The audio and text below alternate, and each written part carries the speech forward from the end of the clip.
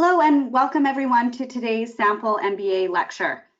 Thanks for joining us, and I hope your week is off to a great start. I see lots of familiar names that have joined us today, some people who have offers, some people who are still in their research stage. So I hope you find today's session helpful as part of your MBA research and journey. Before we kick off today's session, let's just do a quick sound check to make sure that the audio is working okay on your end. So if everyone can hear me, just type yes into the question box and we'll move ahead. Okay, great. Looks like it's working smoothly. So my name is Misha and I'm one of the recruitment and admission managers for the Oxford MBA. I'm also joined by my colleague Samantha White, who is our marketing manager on the team. Hi everyone, thanks for joining us this afternoon. Great. So this is our third faculty webinar that we've hosted in the past month, and I'm extremely excited about our session today. I can guarantee you it will not just be an educational PowerPoint, but a very entertaining and engaging session. So it is my pleasure to introduce Mungo Wilson, who will be the lecturer today. Alongside his role at Saïd Business School, Mungo is an associate member of the Oxford Mann Institute of Quantitative Finance, both at the University of Oxford. He specializes in asset pricing and mutual funds. Mungo's research focuses on asset pricing. In particular, his work is centered on assessing how risk affects asset prices. He also studies mutual funds, analyzing how their behavior is affected by growth and credit risk. Having studied PPE at the University of Oxford, Mungo initially trained as a solicitor and worked at Slaughter and May before reading for an MSc in economics from the London School of Economics and a PhD in economics from Harvard University. Before joining Saïd Business School in 2009, Mungo held positions as assistant professor in the Department of Finance at the Hong Kong University of Science and Technology and as a visiting lecturer at London School of Economics. So with that formal introduction, I will now hand over the spotlight to Mungo to take you along for the next hour. Thank you, Misha. Hello, everybody. My name is Mungo, as Misha introduced me, and normally I would be meeting you in a lecture theatre in Saïd Business School. We would be doing this there. And this time, because of coronavirus, I'm sitting in my kitchen at home, which is now the new cool place to be for the entire world. I can't see you. When you come to the business school, if you come, it will be hopefully at a time when coronavirus is a memory. And we'll be back to normal, sitting in a lecture theatre again. Between now and then, I have to teach online, and I teach online using Zoom, which I'm sure you all use for everything, your meetings and stuff. We're not actually using Zoom for this webinar, we're using something else. And I'm a bit clunky with this particular technology, so I'm not going to do as many cool things as I would like to. And as a result, this lecture is not going to be quite as interactive as I would like it to be, because a good lecture normally is like a really noisy conversation between you and me, and between each of you, sort of slightly out of control, controlled by me. That's the idea. And it won't be like that today, so apologies. Also, inconveniently, I'm in my own private house, so people are coming in and out of the room and collecting things. As for example now, well, you're on camera in front of 500 people, 139 people. That was Mrs. Wilson, who is not interested in what I'm about to tell you. Welcome in, and where to start? This is I'm going to give you a sample of a lecture that I've only recently written, and which I teach the whole MBA cohort in 4 different classes, as part of a core course called Firms and Markets, which is a sort of basic introduction to economics, although we don't call it that. And it's a mixture of microeconomics and macroeconomics, and and all kinds of cool other stuff. This lecture that is the sort of more macro-y bit.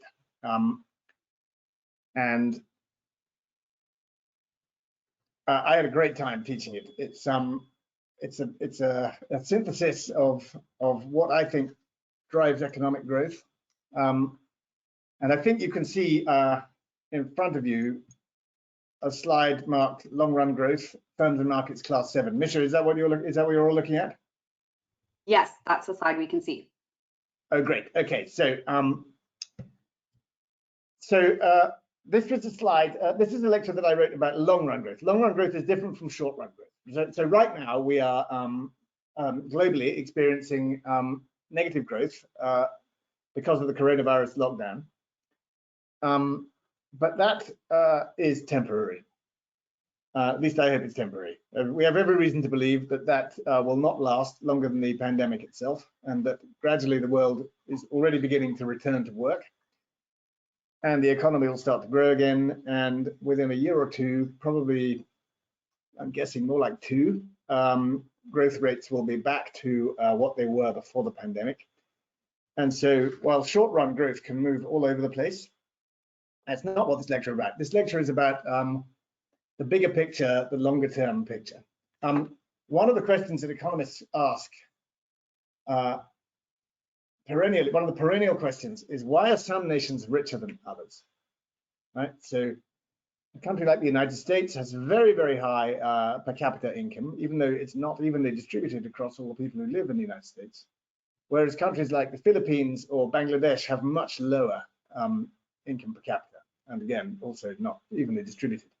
What is it? What are the differences between America and, say, Bangladesh that means that if you're born an American citizen, you're much, much more likely to be a great deal richer than if you're born a Bangladeshi citizen? What's going on there? What are the sort of fundamental differences? Now, it might seem obvious to you at the beginning that, of course, America's richer than Bangladesh. You know, if that's the kind of thing you ask in economics, you must be dumb. Well, when you think about it a little bit longer, most superficial answers beg the question as to why that is. And a second question from economic history is, why are some nations rich and some nations poor? Why were some nations once poor that have now become rich? And why are some nations which were once rich become poor?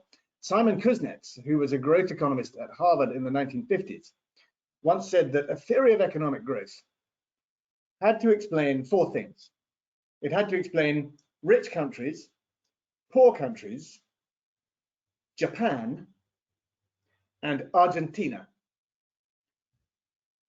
We have to have a theory of economic growth that says that some countries can be rich while other countries remain poor, because that's what we observe in the world around us. We see countries like the United States, and we see countries like Bangladesh. At the time that Kuznets made his comment, there were 2 other countries. There was Japan, which had once been a poor country that had become rich. By the time Kuznets was writing, Japan was a very successful first world economy, but only 80 years before, it had been a poor country. Japan showed that it could be done, and since then, many other nations have also emerged and have arrived. But at the time Kuznets was writing, only Japan was a country of significant size that had once been poor but was now rich. And Argentina is another example of a country which was once rich and rapidly becoming poor. Argentina was one of the richest countries in the world in 1900, indeed possibly the richest country in terms of per capita income. But even by the time Kuznets was writing, it just wasn't anymore. And today it's firmly in the middle class of countries, if not somewhere towards the bottom of that class. Other countries which were once rich and have become poor include Venezuela and the Philippines. Okay, so these are the questions that we find interesting.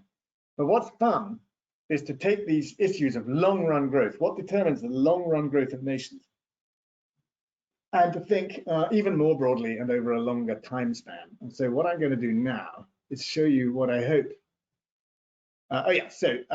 If you want to hear the whole of this lecture, you'll have to come and do an MBA at Saïd Business School. This is what the lecture will consist of.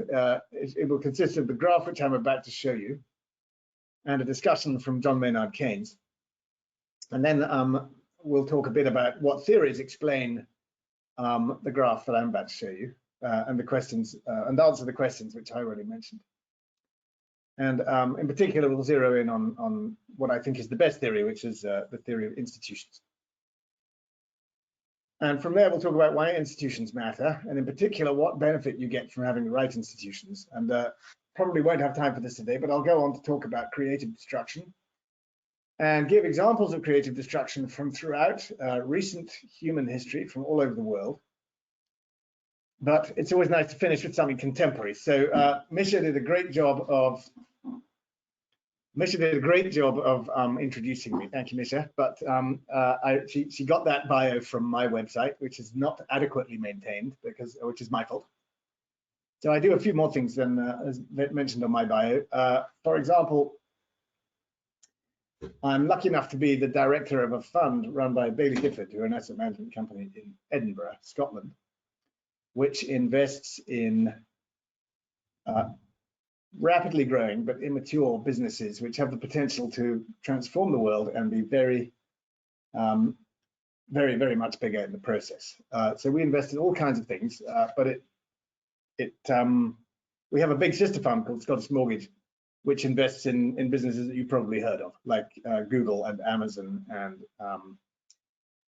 Airbnb, and the company that runs TikTok in China. But those tend to be larger cap, more mature investments. We think they're amazing investments, but we tend not to invest so much in those companies. The companies that we invest in tend to be smaller, at least at the time that we invest in them. Some of them then grow a lot because our investment was a success. An example of that is Tesla, which was a business that we invested in several years ago now, 6 years ago, but which has done incredibly well since then. And another Musk company, which is unlisted, that we also invest in, is SpaceX. So in this class, I have a case on SpaceX based on discussions with the business and the company and with the investment management team in Edinburgh who know SpaceX, the company, very well.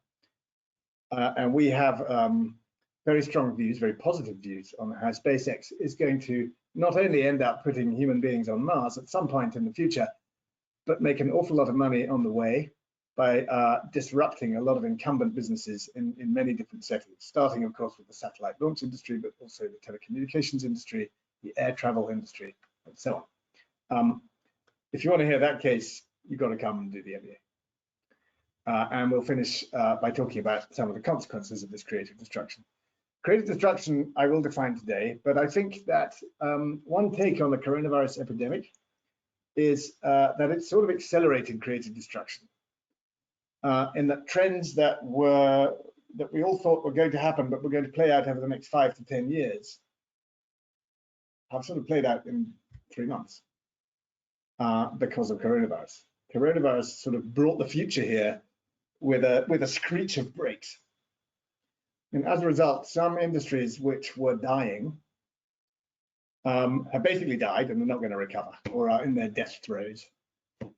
And it remains to be seen which industries exactly those are. But one industry which will probably have to change forever as a result of the coronavirus epidemic is my industry, the academic industry. And other industries which will never be the same again, pretty obviously the airline industry, which was getting disrupted anyway. Maybe we can talk a little bit about that at the end if you have questions about that, because I imagine that many of you are interested in that kind of thing. But for now, let's have some economic history, and this is where I might start to get animated. Okay, so again, apologies if people come in and out of the room. My son just appeared and then disappeared again. Okay, so this is my favorite picture, probably in the whole of economics, but I think it's one of the most interesting graphs that you'll ever see. It's called the hockey stick graph, and it's based on data from the Madison Project database, which is a database in Holland, which has been put together very carefully over many years and is publicly available by economic historians working all over the place and in all kinds of theaters to try and come up with valid estimates of global GDP per capita since the dawn of human history. So there are various versions of this graph, and you can find them on the internet. One of my favorite versions is used by Paul Romer in a talk that he gives, which goes back to 12,000 years ago. And he shows the reciprocal of hours of work required to produce 1 hour of light. How many hours do you have to work to produce 1 hour of light? Take that number and divide it by 1. That number has increased enormously since 12,000 years ago. This graph is not quite so grand. It starts 2,000 years ago, and we are using constant dollar adjusted GDP per capita since the year 1. All right, so 2019 years ago, estimated over the entire world. Now, obviously, we don't know what GDP per capita really was 100 years ago. So how the hell do we know what it was in, let's say, ancient Rome or ancient China? And the answer is we don't, but we can make educated guesses, very informed guesses, and that's what this database is all about. And then we take an average over all the places for which we have informed guesses. And here is the result. And what you can see, if I move my cursor, you can see it, is that back in the year 0, which was,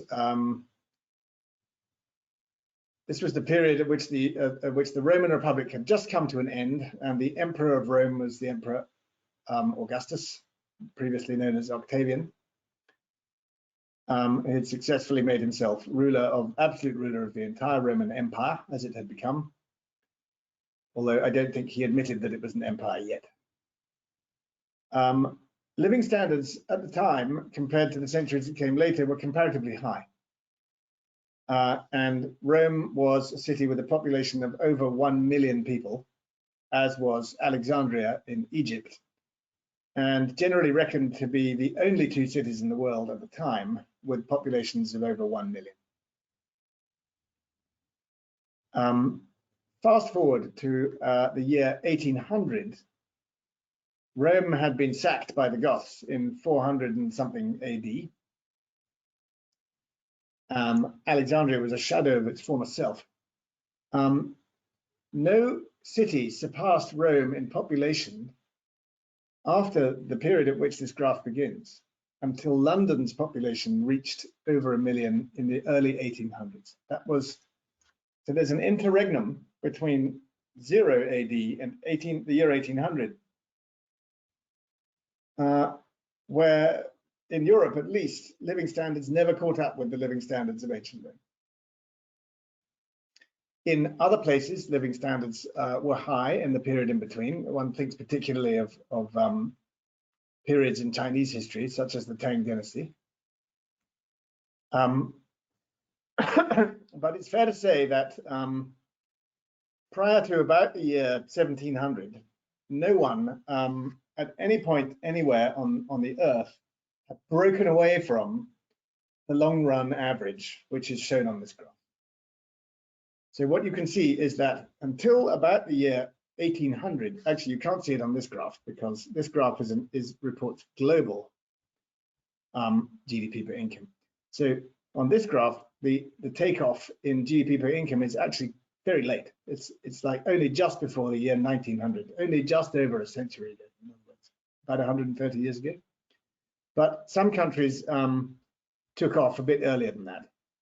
Some European countries and the United States of America took off in the 19th century.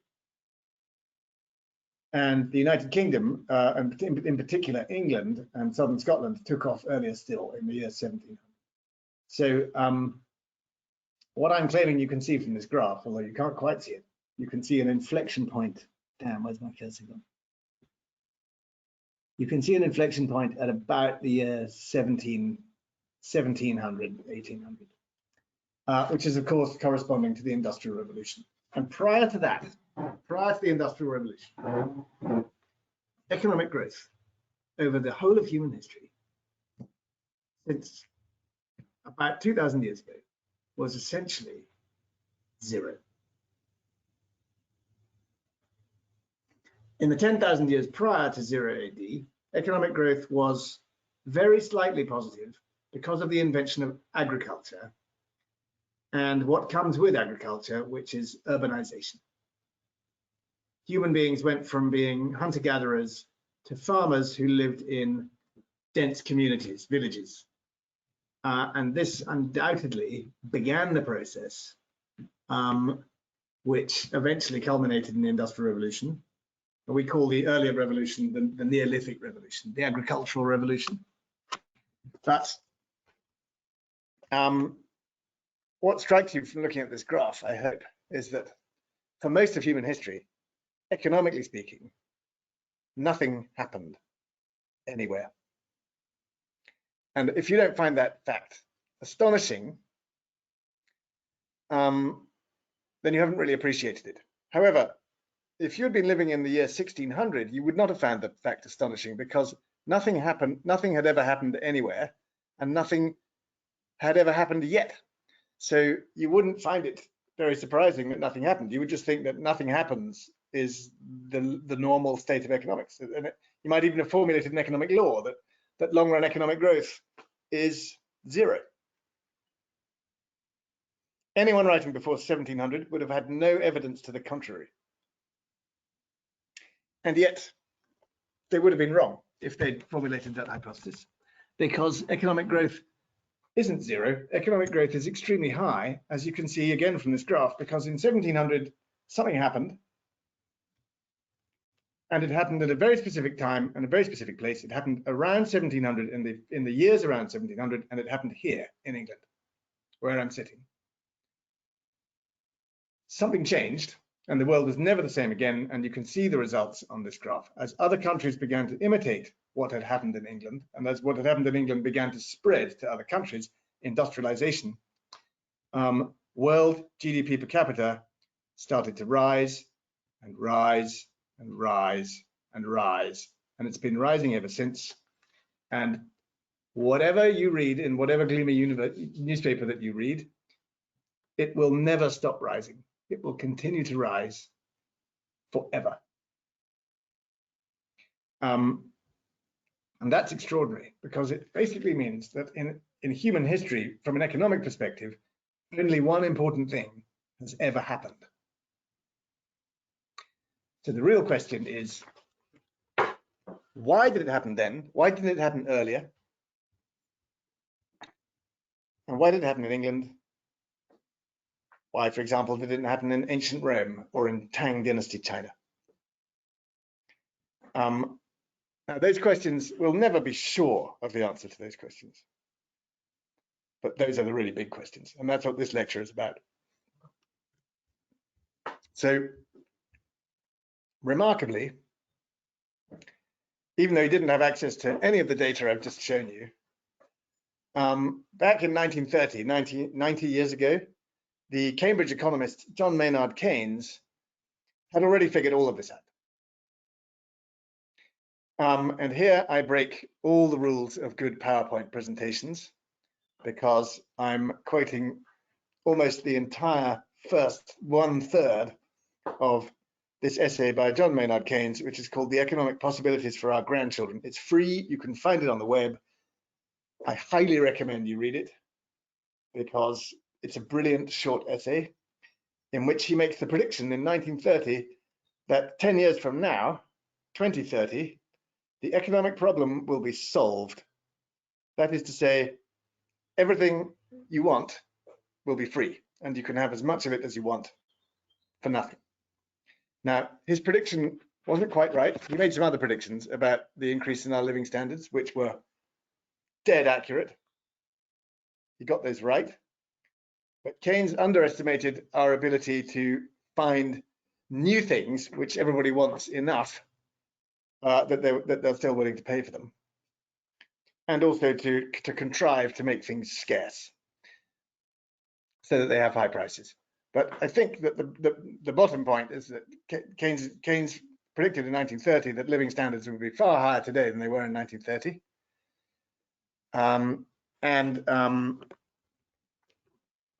On that basic claim, he was absolutely correct. Okay, so here's a quote which basically says what I've just said to you, but says it better because it's written by the master. Keynes wrote in this essay He wrote the following: from the earliest times of which we have record, back say to 2000 years before Christ, don't forget Keynes was a man of the time, Eurocentric, writing in Cambridge, a Christian university in 1930. I don't think Keynes himself was a very serious Christian. In fact, I'm pretty sure he wasn't. But say to 2000 years before Christ, that's 4,000 years ago, 2,000 years before the graph I just showed you begins. From the earliest times of which we have record, back say to 2,000 years before Christ, down to the beginning of the 18th century, there was no very great change in the standard of life of the average man living in the civilized centers of the earth. Ups and downs, certainly. Visitations of plague, famine, and war. Golden intervals. But no progressive, violent change. Some periods perhaps 50% better than others. At the utmost 100% better in the 4,000 years which ended, say, in AD 1700. And the next bit is what this lecture is about. This slow rate of progress, or lack of progress, was due to two reasons. I want to focus on the first reason. The first reason is the remarkable absence of important technical improvements. And the second reason, Keynes thinks, was the failure of capital to accumulate. He goes on to say that the absence of important technical inventions between the prehistoric age and comparatively modern times, i.e. 300 years ago, is truly remarkable. It's all the more remarkable because everything we needed to start the Industrial Revolution in the year 1700, we knew about very long ago, well beyond 2,000 years ago. Almost everything which really matters and which we possessed at the commencement of the modern age was already known to man at the dawn of history. He makes a list of the things which he thinks were important, like language, fire, domestic animals, and so on. All of these things had been added to the list before 3,000 years ago: banking, statecraft, mathematics, astronomy, and religion. There is no record of when we first possessed these things. And therefore, it's remarkable that the Industrial Revolution took so long to arrive.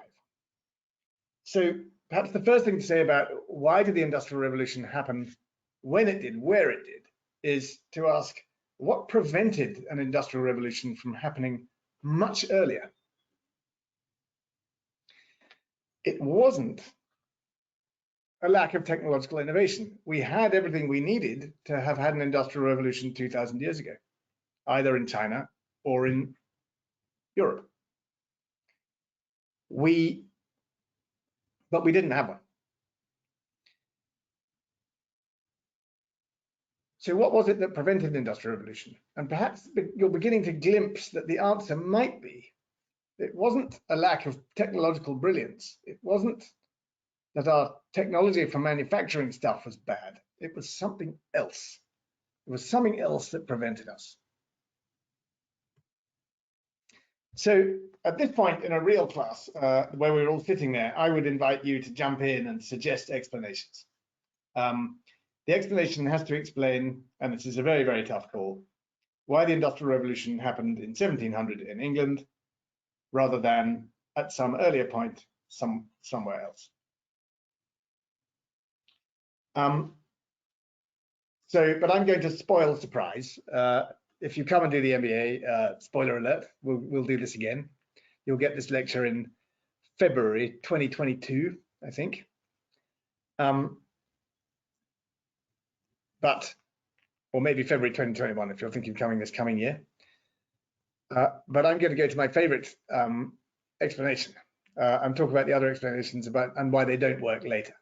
So here's the leading theory, and I call this the theory of institutions. And although many, many people have contributed to this theory, I would say that the leading name to this theory is the name of Douglas North, writing around the late 80s, early 90s, for which he received the Nobel Prize in Economics at around that time.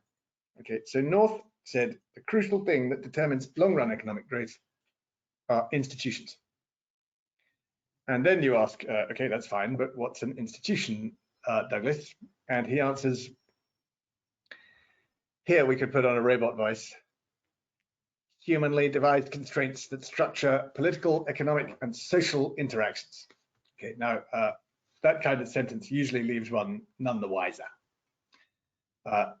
Formal rules and informal restraints which contribute to order and safety within a market or a society.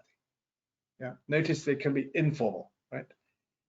Like social distancing, or formal, like a law that says you may not murder people.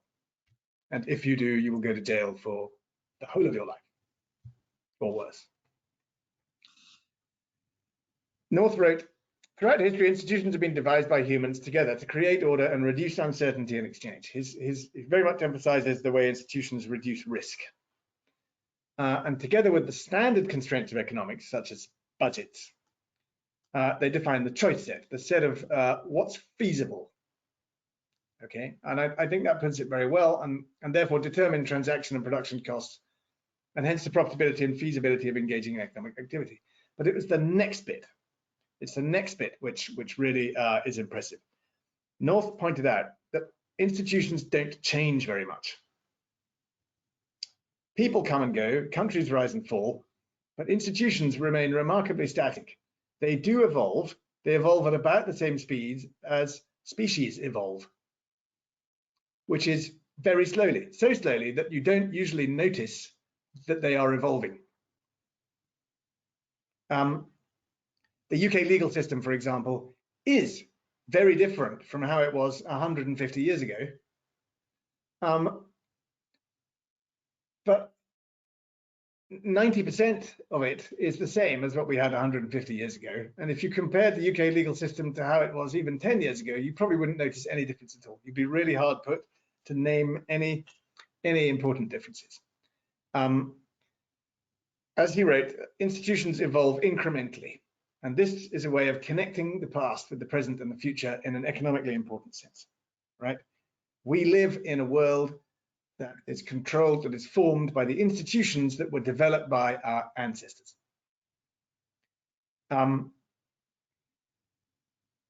You can do institution tourism. You can go around the world and look for the oldest institutions of a particular kind. You can go and see the oldest parliament in the world, which is on the Hill of Laws in Iceland, on a piece of land which bridges the continental divide between Europe and North America, where you can literally walk from Europe to America without getting your feet wet. And that was where, over 1,000 years ago, Icelandic citizens gathered together to pass laws for the government of their country. That's an institution. It's a very old one.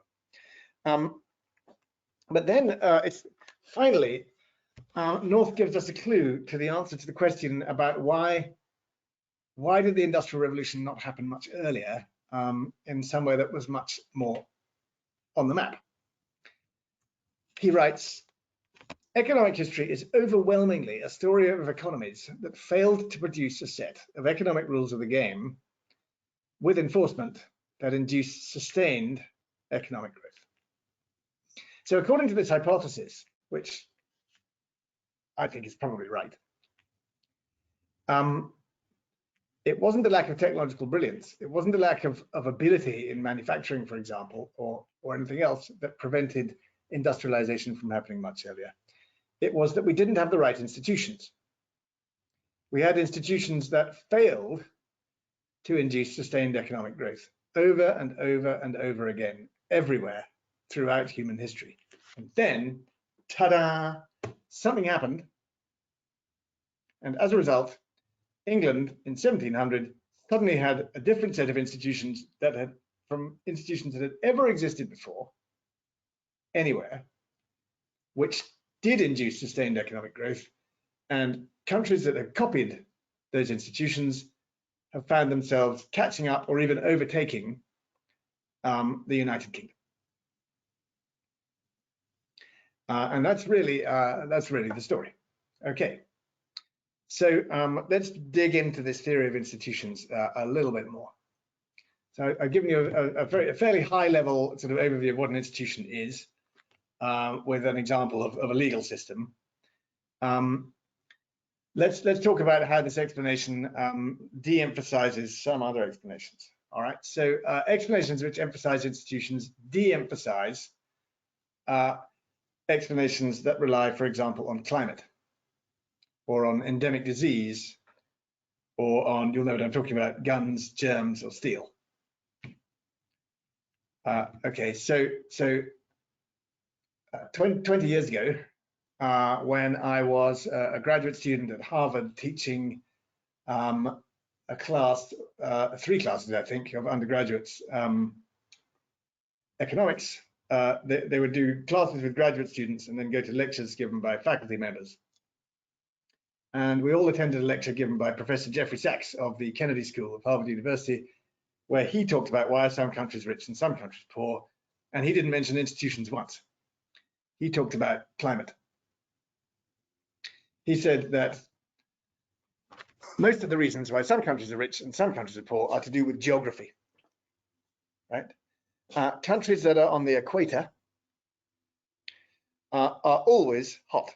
They don't have winters, and consequently, if you don't have winters, nothing kills your insects and nothing kills your bugs.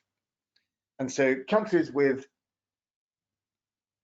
are always hot, countries on the equator, for example, and in the tropical zones, these countries have endemic disease, and endemic diseases are bad for you, and they also make it harder to be economically successful. All right. So what do you think of that explanation? When I was 28 or 30, I thought that explanation sounded reasonable, but I already had a twinge of unease. Prior to the rise of China, the fastest growing countries in the world over the 30 years to the year 2000, 40 years to the year 2000, the fastest 5, the hot 5, were Taiwan, the Asian tigers, Taiwan, South Korea, Hong Kong, Singapore, and then there's a 5th one in the top 5 in the 40 years up to 2000. That at the time, it was the world before Google, almost. Nobody ever got right. Nobody ever guessed the 5th fast growing country in the world in the decades up to 2000. Does anybody know?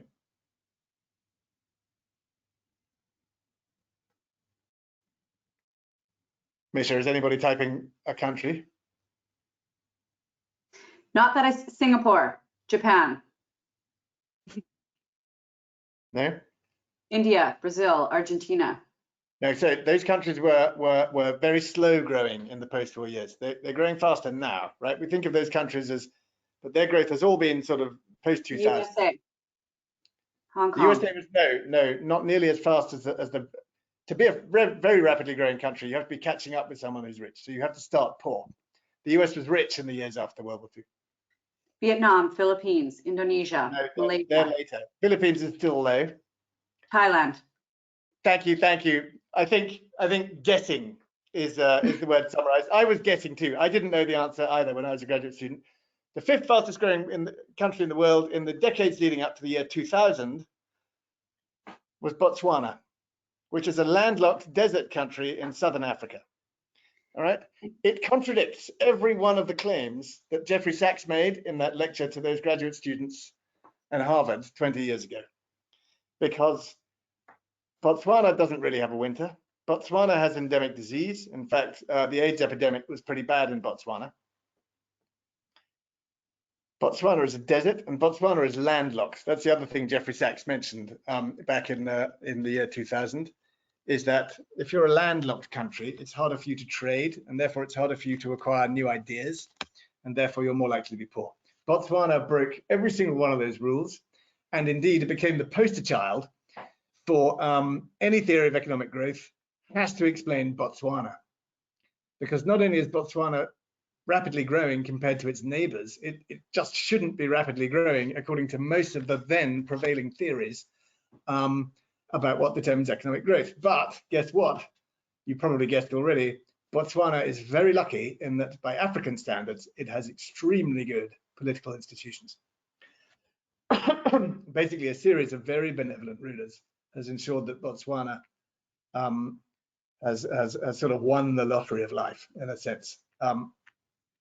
But more of that later. So the climate explanation, or geography explanation, emphasizes natural advantages. And it's very hard to square with the idea that England should be the place where you would, if you were choosing where to start your industrial revolution, believing that economic prosperity depended on natural advantages, you just wouldn't start it in England. For a start, it's an island in a cold ocean, so you can't get anywhere from there. So you probably want to start it somewhere else.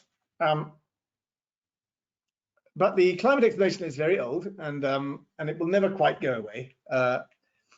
Probably one of the first people to propose climate as an explanation for economic prosperity was Montesquieu, who was a French philosopher writing in the 1700s. Ironically, Montesquieu may well have helped spread better institutions. Montesquieu wrote a book called The Spirit of the Laws, where he tried to explain the question we're debating, which is why are some countries rich and some countries poor? And at the time, the country to explain was the leading new rich country in the world, England. Montesquieu actually spent a lot of time discussing the institutions of England and comparing them to the institutions of France and other countries.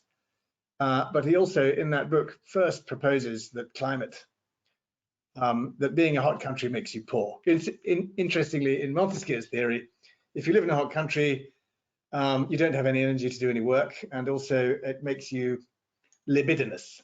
So people in hot countries don't do work, they do other things. And according to this theory, that explains why they're poor. And he spends a lot of time writing about Turkey in a way that I think reveals more about Montesquieu than about Turkey.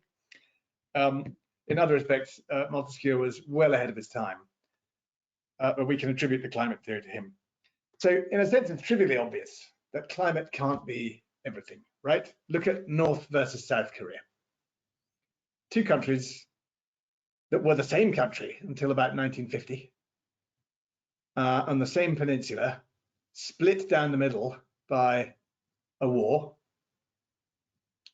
and permanently separated thereafter with very different institutions. South Korea became a democracy.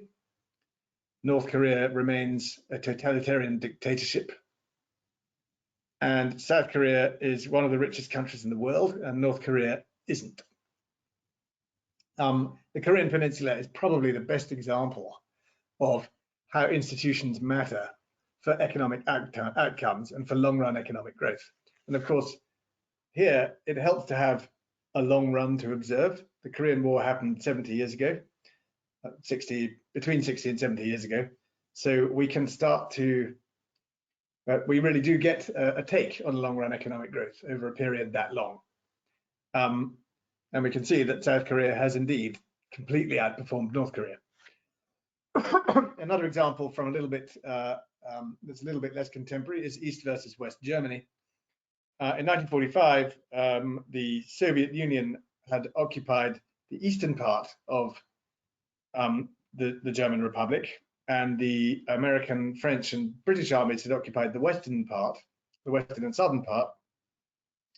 The Soviet Union decided to make this occupation permanent, and so a border was established between East and West Germany, where East Germany was part of the Warsaw Pact and had a communist government, no democracy, very poor rule of law, and was subservient to Moscow. And Western Germany became a very successful democratic industrial state. Those are the same country, although you can argue, if you know your German history, you can probably make an argument that it was previous institutions which had ensured that that was the way that Germany got partitioned. So I'm not a good enough historian of Korea to make this argument for Korea, but I think you can make it for Germany. Essentially, what became West Germany was, startlingly, originally the German bit of the Roman Empire, more or less. A little bit more, but all of Roman Germany was in West Germany, and none of it was in East Germany. Botswana and the rest of Southern Africa, northern Mexico versus southern United States. So there's a town in, I believe in Arizona, I think I've got it right, called Nogales. which straddles the Mexican-American border. And from space, you can see which side is Mexican and which side is American just from the condition of the buildings. So the only thing that makes those two sides of that city differ is that one has American institutions and one has Mexican institutions. And although South America is poorer than North America, for reasons that are to do with institutions as well, namely being colonized by the Spanish. Chile, Argentina, and Uruguay are more successful countries inside South America, particularly Chile and Uruguay, than the rest, with Venezuela trailing at the bottom right now. So,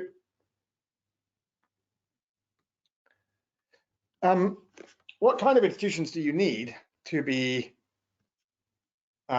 economically successful?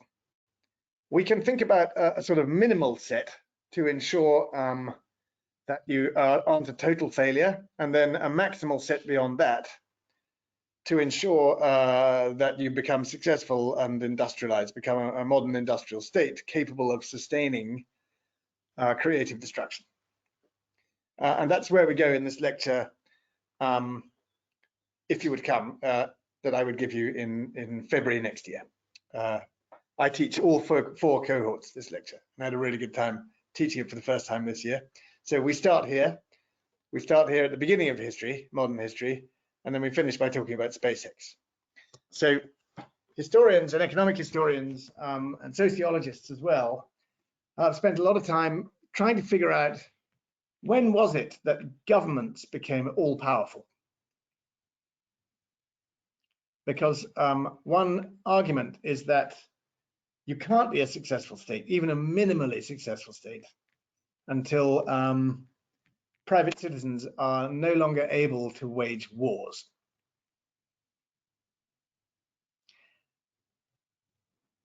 So Weber, who was a German sociologist in the turn of the last century, in the 1900s, who wanted to answer this question, went in an exhaustive study of English history and concluded that the first really powerful, genuinely all-powerful monarch, a monarch with a monopoly of violence in England was Henry VII.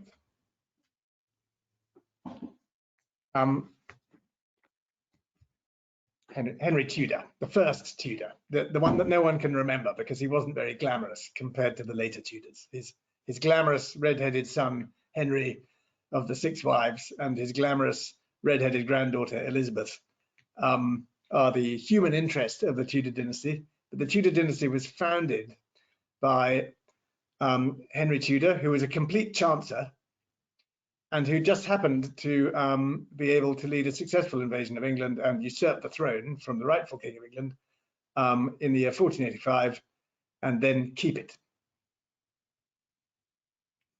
Henry VII is a good example of someone who steps in and wins after all the leading candidates have killed themselves fighting each other. And he was very successful. He's also hard to love.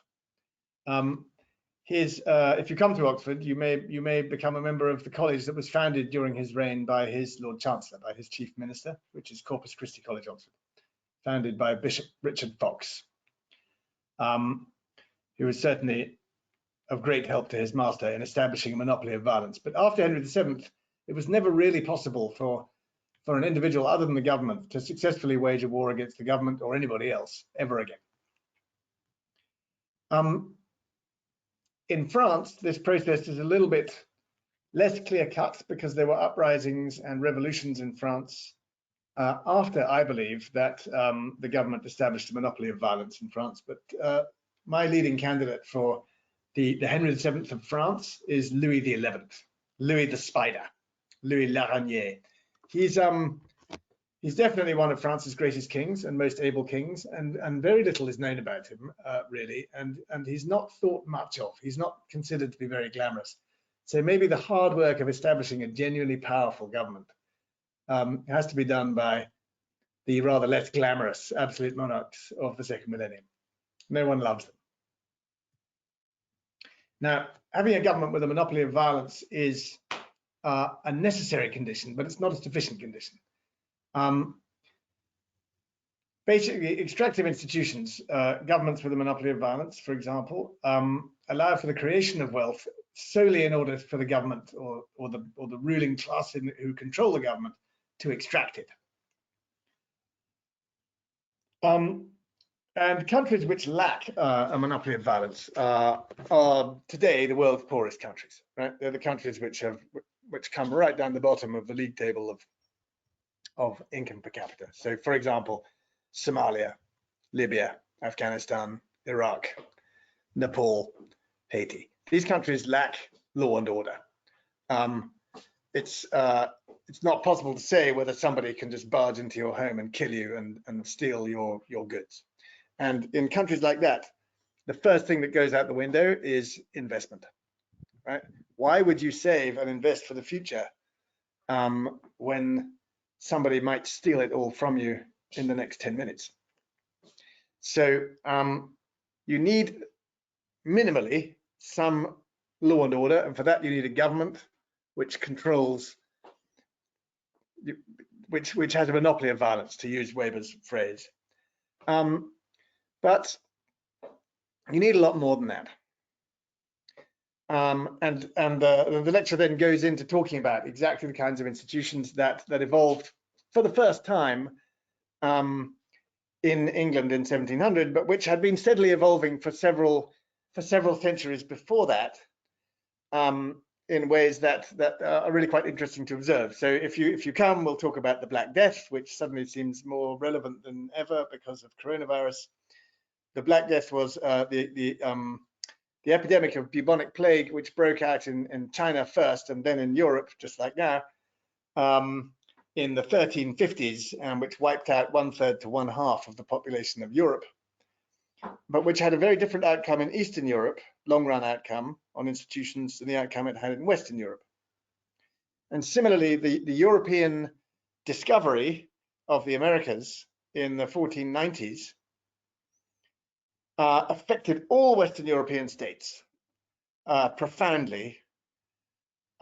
And at the time of those discoveries in 1492, when Columbus landed in the Americas, those Western European states were not very different from each other. England, for example, was not very different from Spain. They both had weak parliaments and strong absolute monarchs. But the discovery of the Americas had, because of very, very slight differences in the institutions in, say, the Netherlands or France or England or Scotland or Portugal or Spain, the transatlantic, the Atlantic countries, the outcome of this discovery was very different, had very different impacts on these different countries. Even though the initial differences in institutions were very small. So we'd talk about that. We could talk about the Mongol invasions and how that didn't help Eastern Europe from developing the right institutions after the Black Death. And ultimately, we'll get to a narrative trying to argue about how it was that for the first time in history, the right institutions were invented purely by luck, by the way. No one can take very much credit for this, in England and also on the eastern seaboard of North America in the 1600s. This is when the seeds were sown. Okay, so with that sort of incredible overview of economic history, and we might talk a little bit, of course, about the medieval Republic of Venice. So it's closed at the moment, but in your life, if you've never been, I hope that you get to visit one day the beautiful city of Venice on the Adriatic in northern Italy. It's a city of canals, built on a set of mud banks, basically, by originally it's people from the Po Valley trying to flee Attila and his Hun armies.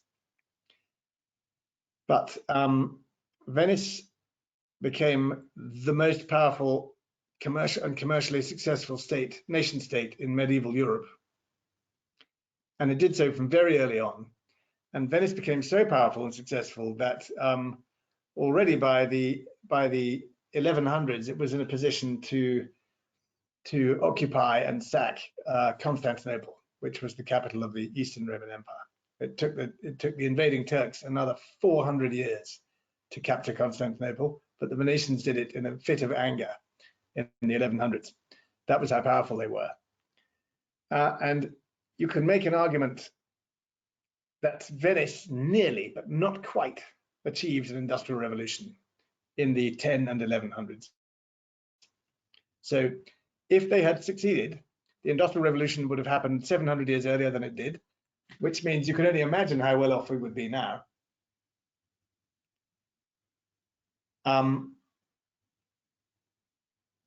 Imagine if the Industrial Revolution had occurred 700 years earlier than it did. But they failed.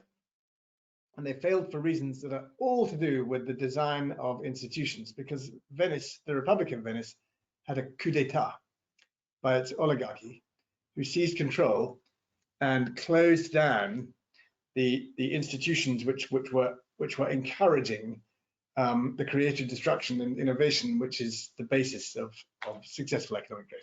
Okay, I've talked for, it's coming up 5 o'clock. I've hopefully given you a taste of the sort of thing that we'll be talking about. There are many, many other different areas. There are lots of bits of the lecture which have no history at all, which talk about how to design an auction and all that stuff. But this is the lecture I give on an overview of the whole of human economic history. If there are any questions, maybe Misha can summarize them, and I can. Yeah, great. Sam has flagged a few questions that came through. So Sam, do you want to go ahead and read those off? Sure. Thank you everyone for sending through your comments and your questions. So back to, I guess, when you were comparing the different institutions and how some developed whereas some didn't, someone has asked, how about Taiwan versus China, when both are kind of Chinese origin and are both successful economies, but with totally different social systems? Okay, so you've gone to the heart of the matter there, whoever asked that question, because that one is controversial. If you read Why Nations Fail by Darren Ashimoglu and James Robinson, and a lot of this lecture is based on their book, they're pretty clear about the reason, but not everyone is going to agree with them, and it depends whether you're currently sitting in mainland China or not. What you think about that one. This I emphasize is this is a lecture about long run economic growth, not short run economic growth, right? And what do we mean by the long run? By the long run, I would say you can achieve high long run economic growth if you can catch up with the wealthiest nations in the world. That is to say, if your GDP per capita, your GDP per person, can reach comparable levels to the most successful nations on the planet, which today are the United States of America, a couple of European nations, not this one. This one is close, but Germany has a higher GDP per capita. So Germany, the United States, and increasingly some East Asian nations like South Korea, Taiwan, and Japan. Taiwan is there. Taiwan has made it. Taiwan is as rich as, pretty much as rich as the United States. Okay. Japan is there. Japan has made it. Japan got a little bit stuck. Japanese GDP per capita didn't quite catch up with that of the United States, but it got very close. Close enough that the difference doesn't matter very much. And now South Korea has reached that level too, and also probably also Hong Kong. China is not there. Mainland China is nowhere near achieving the levels of GDP per capita of the United States. China has a massive total GDP.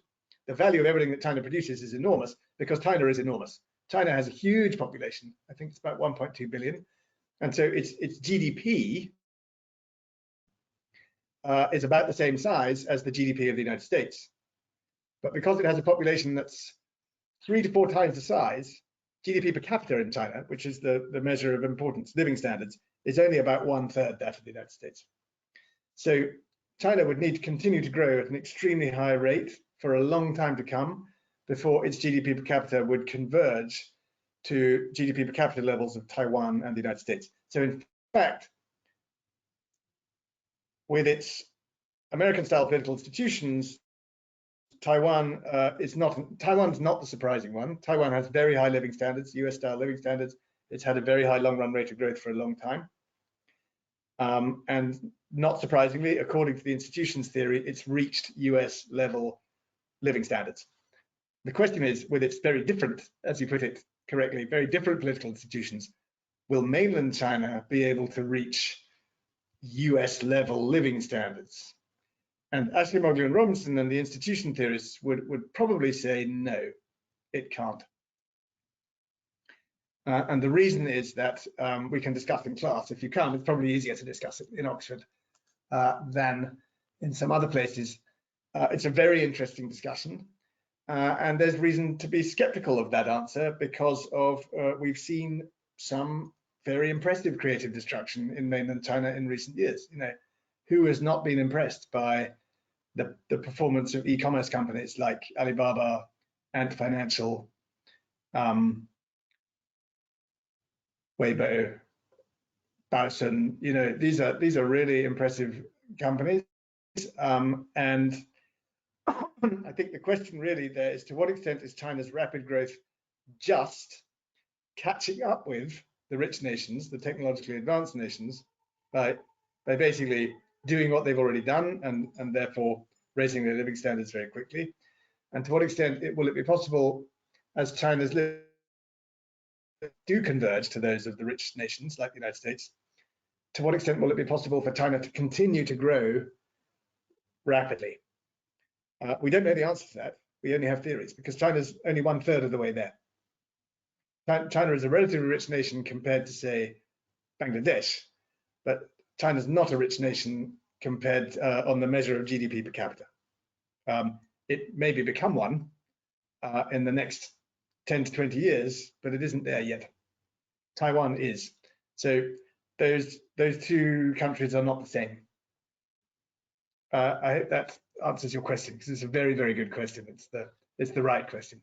If you, spoiler alert, if you read the last chapter of Why Nations Fail by Ashimoglu and Robinson, they discuss, written in 2011, they discuss the case of long-run growth in China. Excellent, thank you. And we did have another question come through a little bit earlier, which is actually a nice segue, you speaking about the USA's GDP. With the USA and the UK having debt levels of approximately 100% of their GDP, are these institutions fit for purpose, do you think? Yeah, so this is a different issue. This is a macroeconomic issue.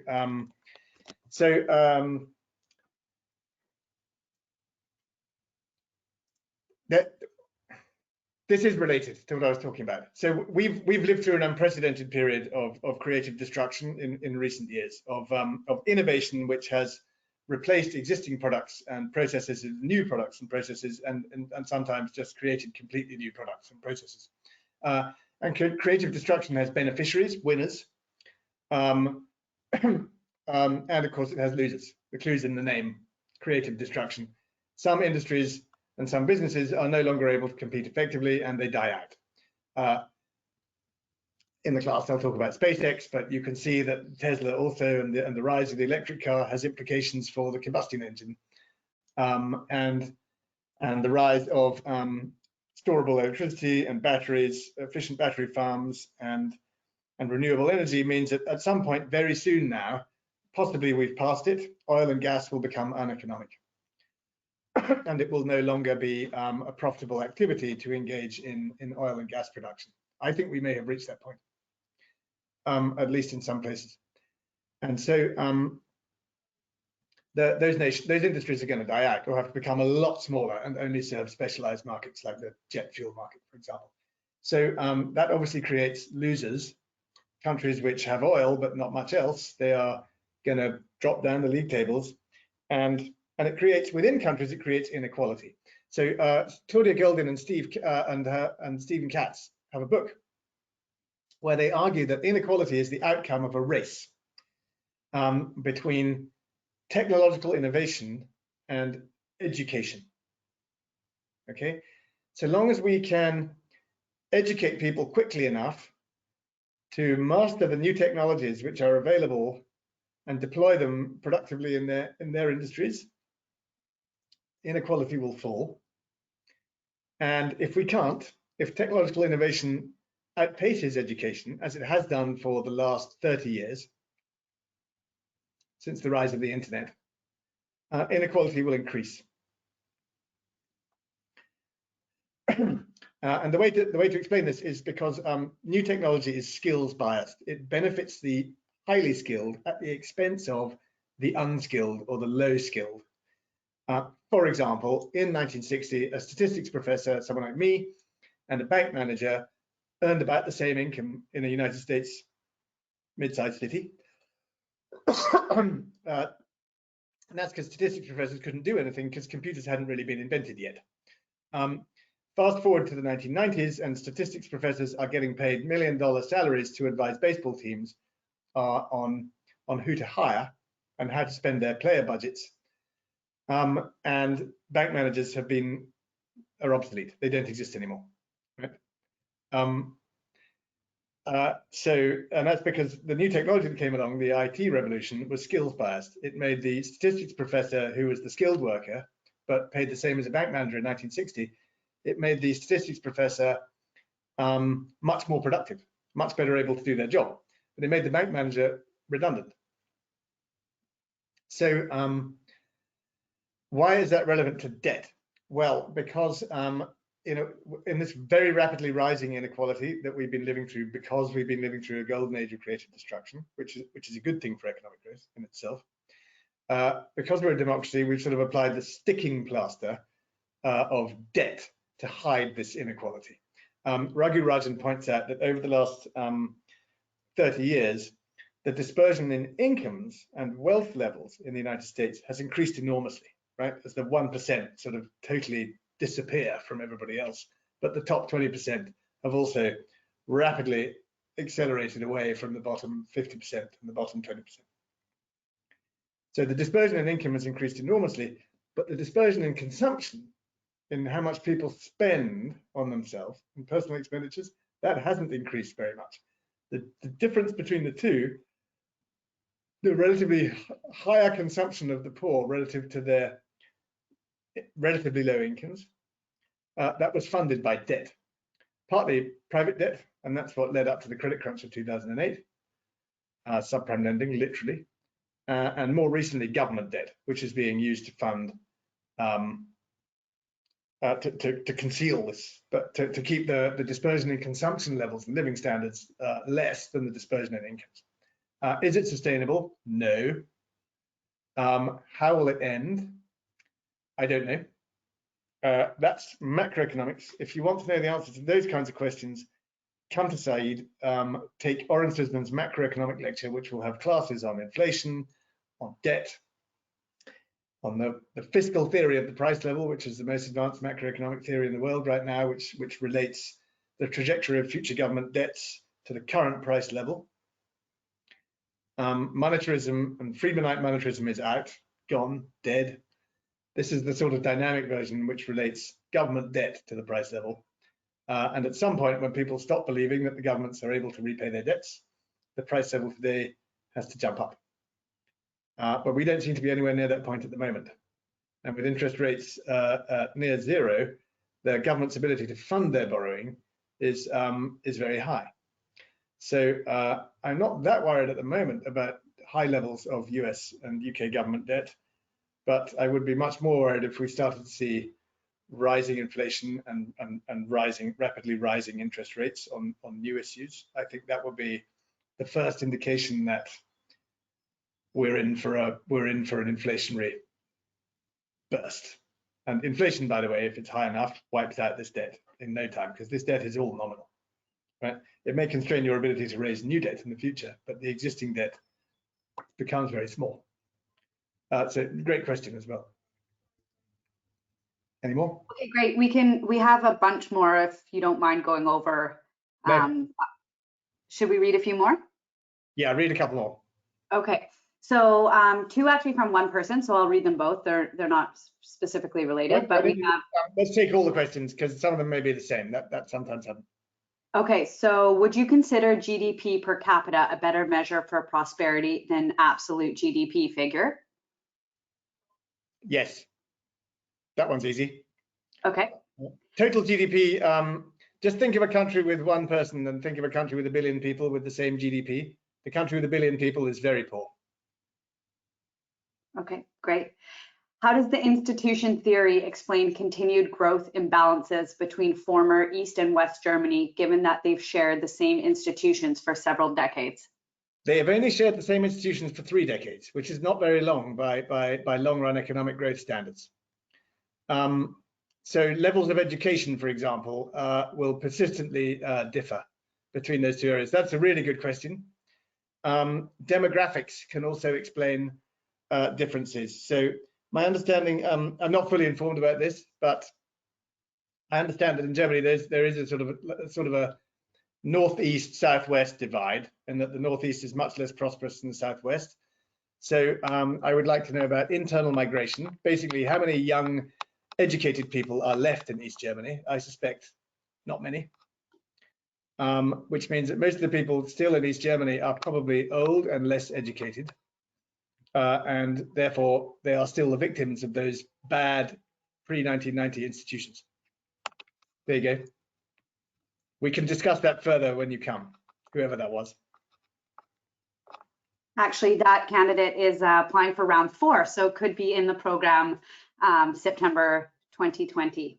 So thank you. Okay. We have another one here. Could physical geography have played a role in ensuring stability of institutions within England over a prolonged period from Magna Carta onward and allow for conditions favorable for the Industrial Revolution to develop? Great question. Too long to answer right now. If you take my elective course, it's never too early to start advertising your elective course.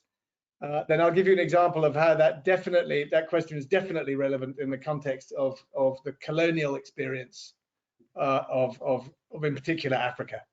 So basically, physical geography definitely determined whether Europeans could live comfortably in your country. And in the 18th and 19th centuries, that determined whether Europeans did or did not come and live in your country. And believe it or not, if Europeans did come and live in your country, you got much better institutions. As for example, just compare colonial outcomes for Canada and Australia with colonial outcomes for West Africa. Okay, perfect. With respect to the rich oil Gulf. That's not in my micro class. That's in my elective, which is unique to Saïd Business School. You can't take it anywhere else in the world, and it's expanded somewhat because of coronavirus. So people are now interested in this stuff. It's basically a course on how to understand data, and you will learn how to show that one thing causes another, rather than, like everybody in the world at the moment, be confused by mere correlation. Yeah, but we show you how to separate causation from correlation, which is the key to life.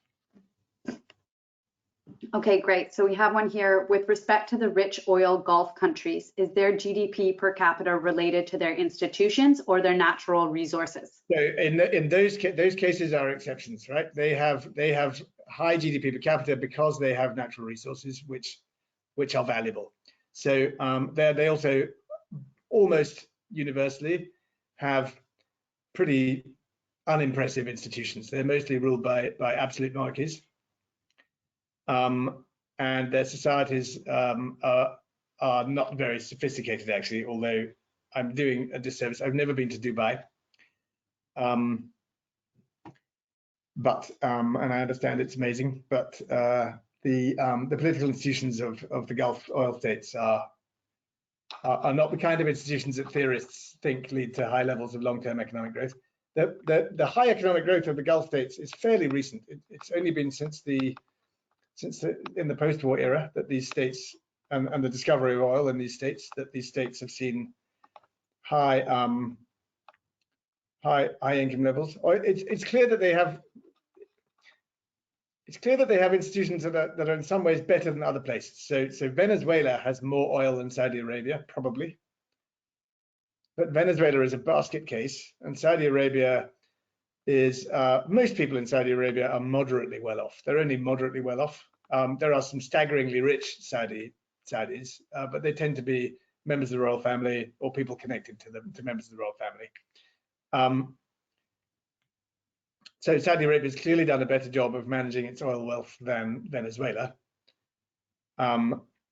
But it's an absolute monarchy. It has the death penalty, you know, all that kind of stuff. I'm not sure about how strong property rights and the rule of law are in Saudi Arabia.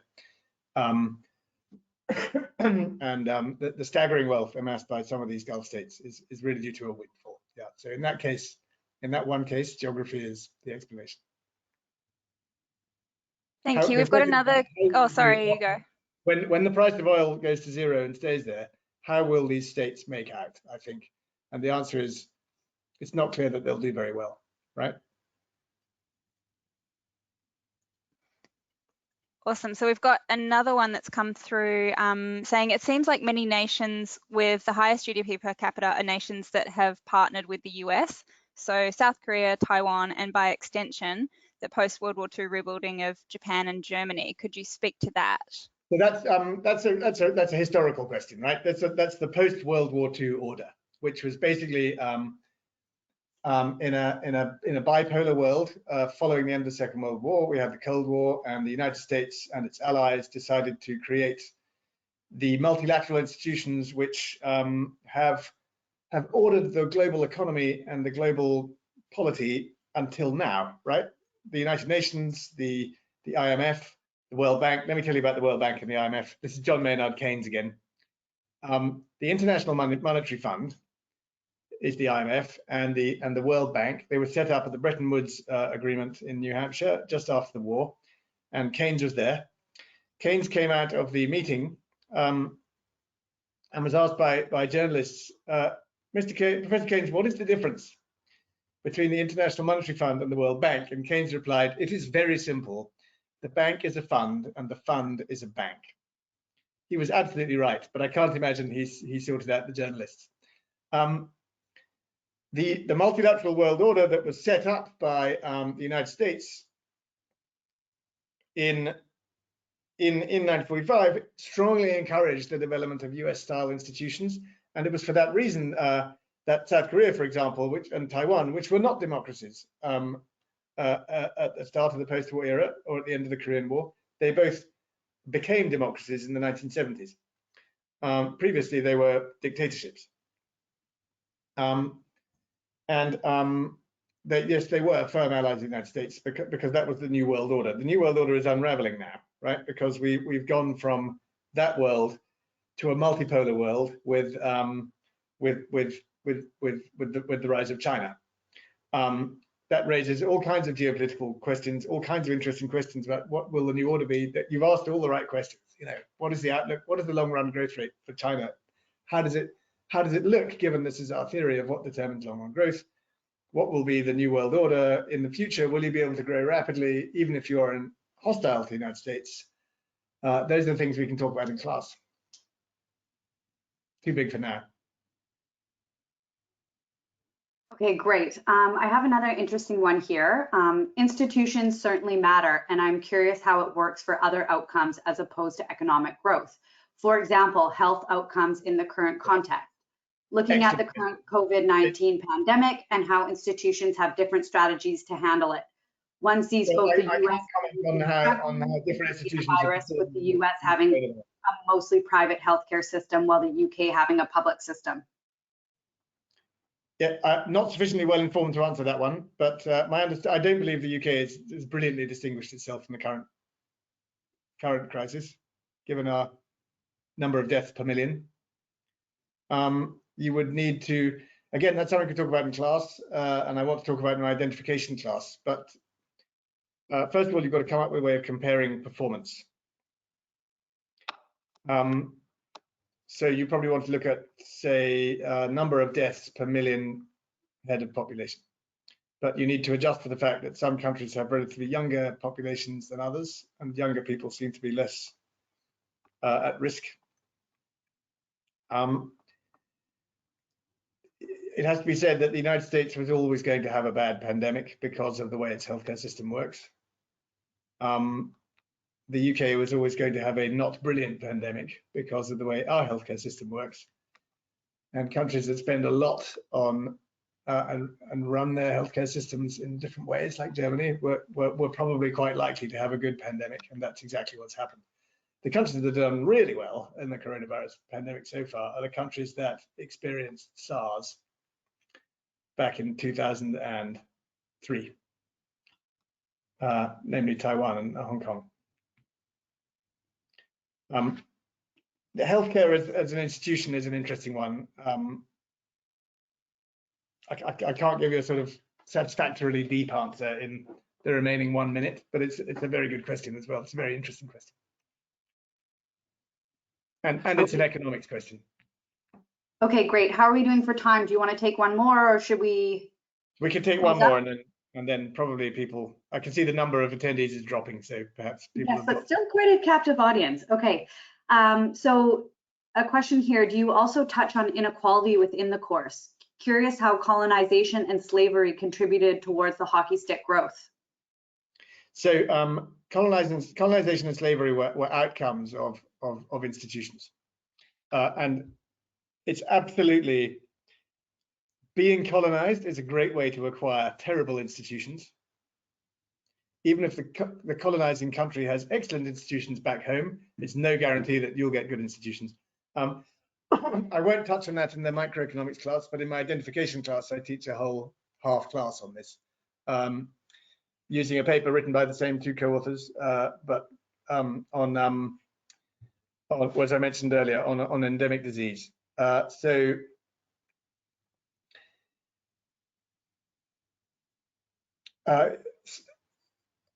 colonialization generally resulted in very bad institutions being imposed on the colonized countries, but not always. So the countries that had good institutions, acquired good institutions as a result of colonization, were the countries that you no longer think of as colonized, right? What growth historians call the new Europes: New Zealand, Australia, Canada, United States, and more recently some other places like South Korea and Japan. So the countries that had bad colonial experiences, like India or Sub-Saharan Africa or Saharan Africa, tended to have less bad experiences when Europeans could live there. But there are not so many places where that's the case. And Europeans, as I said, could live in places with lower endemic disease. And there's some economics research which looks at, this is inequality between nations still, in the sort of, in Africa and East Asia and the Indian subcontinent and South America. But slavery is a very interesting one, and probably beyond the scope of today's taster lecture. Slavery was universal until just around just the early 19th century, right? There was absolutely nowhere that did not have slavery, and it then died out in different places at different times, probably for economic reasons, and that's something I'm happy to discuss in this class. Why did slavery take so long to die out in the United States and require a civil war to finish it off? I think that's the answer to that lies somewhere in the large internal economic divergence in performance between the northern United States and the southern United States. But let's talk about that. But how do institutions affect inequality? That's something we can talk about in class. It's not something I've thought about a huge amount. I'm more thinking about institutions as drivers of economic growth than institutions as drivers of inequality. I do think that higher economic growth and moderately higher inequality are associated. I think that economic growth and inequality are sort of related in a U shape. Try and do a U shape in the mirror. So at very low levels of income, you have very high levels of inequality, very high. And again, at very successful economies growing very rapidly, like the Silicon Valley area of California, they also have very high inequality, but of course they're all a lot richer. So at one end you've got Guatemala, very poor, very high inequality. At the other end you've got, Silicon Valley, very rich, very high inequality. In between, you've got, go down a bit, you've got Scandinavia, which probably has the lowest levels of inequality in the world, and is not growing as rapidly as large parts of the United States. Okay, perfect. So just taking a look at time and wanting to be sensitive towards that, I think we'll wrap things up. And there are a lot of questions here continued, so we'll get the transcript for that. Feel free to reach out to our team with any specific questions about the program or electives, anything about the admissions journey, and we'll be more than happy to help you out. So thank you so much for sharing your expertise with us on the long-term growth. And not only just providing a sample style lecture, but also giving us a brief tour of your home and kitchen. So in this virtual world, we're getting lots of extra added bonuses. When I say this is my kitchen, of course, it isn't actually my kitchen. It's some other guy's kitchen. I just got it off the internet. No, not really. That's your green screen behind you. Yeah. Thank you very much indeed. Okay. Perfect. So I hope we gave everyone a good idea of some of the content, the faculty expertise, that you'll be exposed to as a student at Oxford. And if you have any follow-up questions, as I mentioned, please do reach out to our recruitment and admissions team, and we'll be more than happy to help you out.